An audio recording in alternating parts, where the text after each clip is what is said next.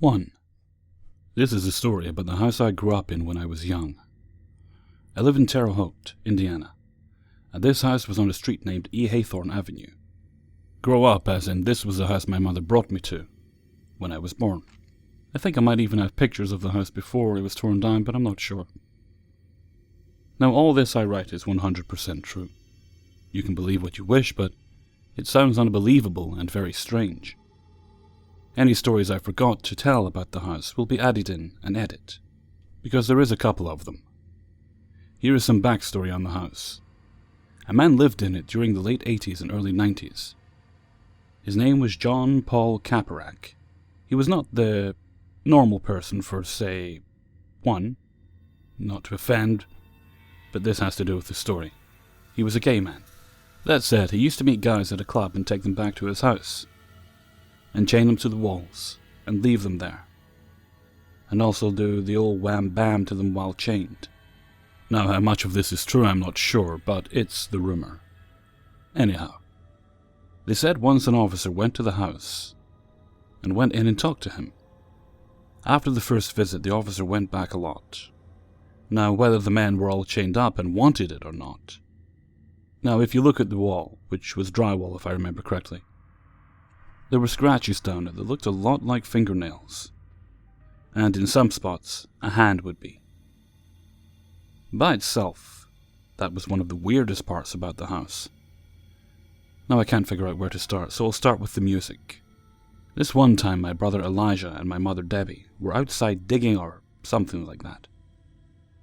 Anyway, they were outside and heard music that's hard to describe, which was very strange since we live in a town that hasn't seen a carnival that would be like that, or at least not where we lived. And we lived right next to a wide open horse field. So if there were people, they would have been very visible. There were also a lot of woods at the very backyard of the house, which was far enough away from them that they would not be able to hear it, but whatever it was, it scared them enough to come back inside, since it was around 9 p.m. Which is also another reason why no one would be around, since it was very dark. This one is a personal experience that happened to me. One day my brother Nate was at work, as well as my father, and my brother Elijah, so it was just me and my mother. My brother had a PlayStation 2 in his room in the basement, which was met after a hallway, and I went downstairs to play it a lot, so one day I walked downstairs to his room, and I got to the bottom of the stairs. I was about to turn until I heard an old man say, "Hello, young man."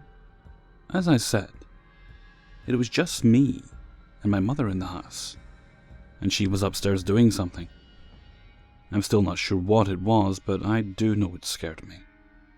One time Elijah was in his room, and with his current girlfriend Stephanie, early in the morning, and both were asleep. Stephanie woke up and looked towards the end of the bed, about to get up. She said she'd seen a man entirely in black standing there and staring at her. She screamed so loud she woke up my brothers and parents. When she opened her eyes after yelling, he was no longer there. She refused to sleep in that room for a very long time. The same girl was also doing laundry with my mother one day. The stairs that led up and downstairs went up about 8 or 9 steps and then turned and went another 5 or so steps. One day Stephanie was walking up or downstairs, down, I think, but unsure, and had a cap of bleach in her hand. She said it felt like somebody pushed her, and while in fall, she got bleach in her eye and had to go to the hospital. Strangely, the exact same thing happened to my mother, who also had to go to the hospital, and she said it felt like someone pushed her on the way down. A lot of bad things happened there. Multiple times my mother and I would be sitting in the front room, family room, and the front door, very close to the kitchen, would sound like it opened completely up and closed as if someone opened it and came inside. And nobody did. The door was sturdy enough not to be opened by wind. The kitchen was also only a few steps away and seeable from the family room, so if someone did come in, we would have seen them. Unless they went downstairs, but as I said, no one would be inside after the door opened and closed. We also had the family that would stop and talk for a bit. Now the last, creepiest thing that happened there. Only about 100 feet away from our house, a man was walking and hit and killed by a car at around 6 a.m.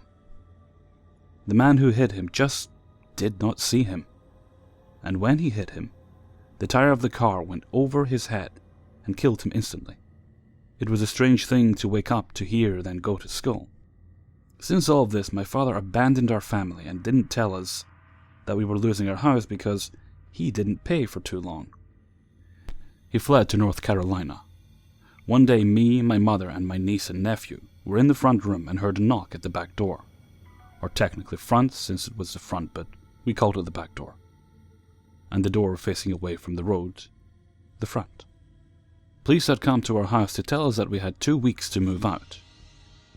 After all of this, the house was torn down and a new house was halfway rebuilt.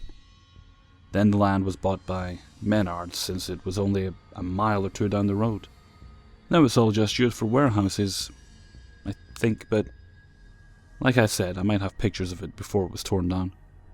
I apologize for this being so long. Edit. I can't believe I forgot about this. Once my family was having a party and for fun, paid a paranormal investigator to come out and do his thing. He sat on the porch with them with his audio machine. He asked if anyone was there. The machine replied with, "I think I'm still alive." The man sat there in complete shock and said he has never heard anything like that. With everything that happened there, that always gave me the chills thinking about it. 2. I am a 15-year-old female, and my friend Shannon is as well. This all began when I slept at her house for the first time a few years ago. She lives in a 3-story townhouse, in which the kitchen and living room are on the first floor. 2 bedrooms are on the second floor, and the master bedroom is on the 3rd floor. However, the 3rd floor was not actually used as a bedroom, as it was more of a storage space. Anyways, back to the subject. The first time I slept at her house, her mother had us set up her sleeping arrangements in the 3rd floor. So as it got darker, Shannon and I decided to go hang out on the balcony that connected to the 3rd floor by a glass sliding door.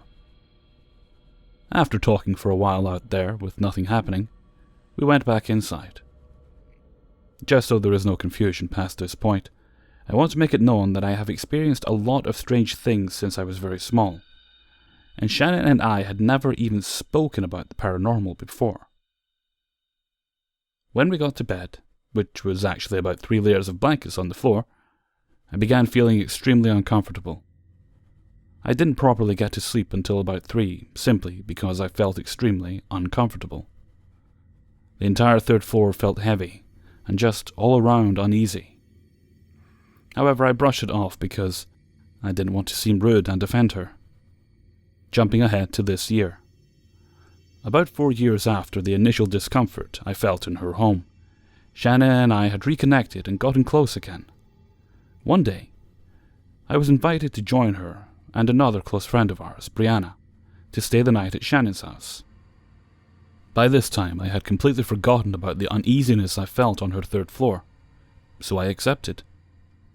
I arrived at her house and her mother told us that she was going out on a date and to stay out of trouble.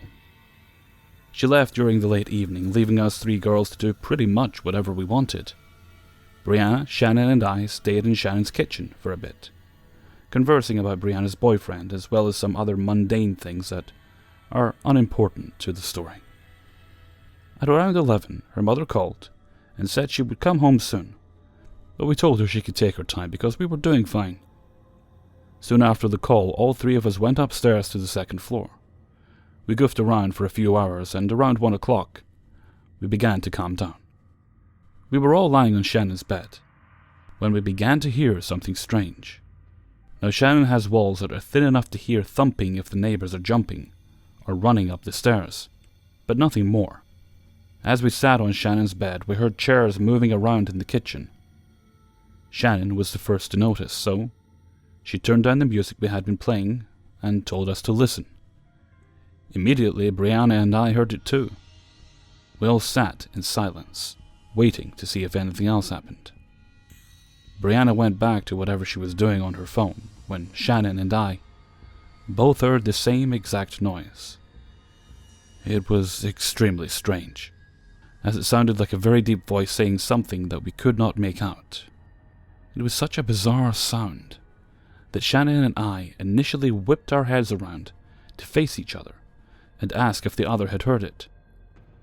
We both agreed to have heard such a strange voice, but Brianna had not heard it at all. We called Shannon's mother and asked her to come back home. It was at this point that Brianna and I asked Shannon if this was a normal occurrence. She said that, yes, this was a regular occurrence in her home. But it was the first time it had happened when other people were around. She also mentioned that she has always felt extremely uncomfortable and scared in the 3rd floor of her home. This made me remember the feeling that I had in her 3rd floor when I first slept over, and I told her this. She was obviously made nervous by this, as her eyes went wide, and she told me all about how she hated that part of her home. We continued to hear things around her stairwell, but all activity stopped when her mother arrived. This was definitely not the most exciting experience Shannon and I have had together, and if anyone wants to hear those, I'll post them. But does anyone know what this could be? 3. So I don't know what's going on, or if any of the 3 incidents I'm about to explain are related, but I could use some advice. On Sunday, my husband and I were watching TV in our bed. Our house was quiet, and our dog was also on our bed. All of a sudden, we heard 2 very loud, aggressive knocks at our bedroom door. They were not just little knocks, but knocks like a person was on the other side, and they desperately wanted in. We were home alone, no kids, and live on 5 acres surrounded by crops. I was too scared to open the door, so my husband jumped out of bed and searched the house and found nothing that could have made the noise.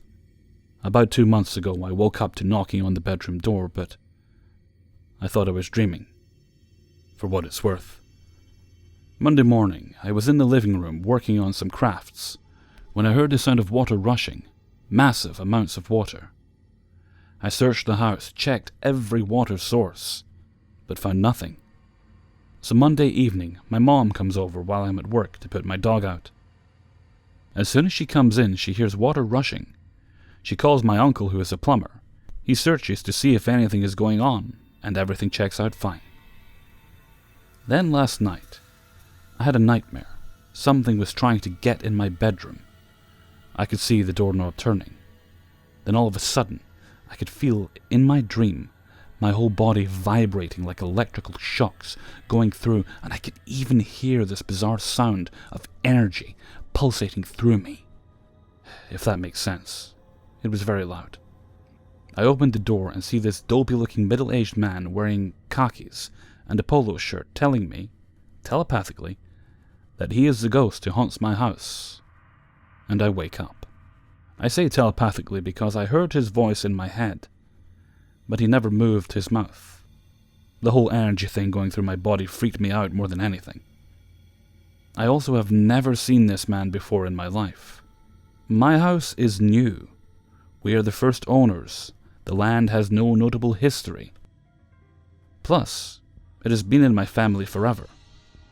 Maybe these things are unrelated, but I don't know. Should I call a priest, or should I sage and just ignore? I would appreciate any advice. Hey everyone, Hellfreezer here, and thank you very much for listening to Paranormal Stories, Episode 12. If you have any thoughts or advice for the people in these stories, if you can help in any way, please do click on the links in the description there, and that will take you through to the original Reddit posts, where you can speak to the people who posted them. Okay, so I'm having some thoughts. Generally, these paranormal videos, I do notice they come in a little bit shorter than usual. So I was thinking of upping the number, of maybe doing 5 or 6 stories per video instead of just the usual 3. But just for the paranormal videos. Let me know what you think in the comments down below. I'd appreciate any feedback you can offer. Okay, so until next time, thank you very much for listening, and take very good care of yourselves.